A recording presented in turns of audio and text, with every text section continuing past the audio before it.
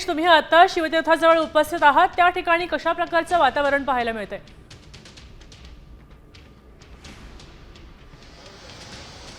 आपण जर मी पाहिलं तर मी सध्या शिवतीर्थ बाहेर आहे आणि या ठिकाणी पदाधिकारी आहेत, कार्यकर्ते आहेत, ते मनसेचे येत जात आहे। त्या ठिकाणी मोठ्या संख्येने गर्दी काही वेळापूर्वी झालेली होती, मात्र या ठिकाणी सुरक्षेच्या दृष्टीने कार्यकर्त्यांना इथून दूर जाण्यास सांगितलेलं आहे। पोलीस यंत्रणा देखील सज्ज आहे। अत्यंत महत्त्वाची ही बैठक आहे। दोन वरिष्ठ नेते, दोन मोठ्या पक्षाचे हे नेते या ठिकाणी युती संदर्भातील ही चर्चा करत आणि अशा स्थितीत ही बैठक अत्यंत महत्त्वाची आहे। दोन बंधू अनेक वर्षानंतर एकत्र येत आहेत, त्यामुळे एक महत्त्वाची अशी बैठक सुरू असताना बाहेर देखील गोंधळ होऊ नये, कारण दोन्ही पक्षाचे कार्यकर्ते हे ते उत्सुक आहेत। आपण जर शिवाजी पार्कच्या या बाजूला बघितलं तर कार्यकर्ते हळूहळू येत आहेत, कारण उद्धव ठाकरे आले त्यामुळे शिवसैनिक देखील हळूहळू यायला लागलेले आहेत। ते देखील मनसेचे देखील कार्यकर्ते या ठिकाणी यायला लागलेत। माध्यमांची देखील गर्दी आहे, कारण अत्यंत महत्त्वाचा असा विषय आहे, अत्यंत महत्त्वाची बैठक आहे। त्यामुळे एक सर्वांनाच उत्कंठा लागलेली आहे, नेमकं काय होणार आहे।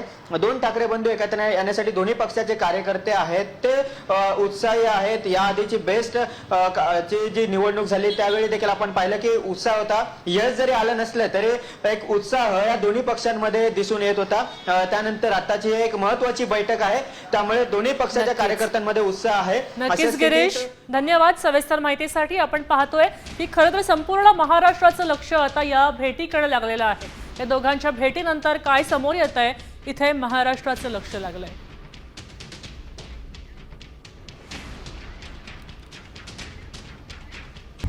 आता isakal.com आहे देशातील नंबर 1 ची मराठी न्यूज वेबसाईट। प्रत्येक अपडेटसाठी isakal.com ला नक्की भेट द्या।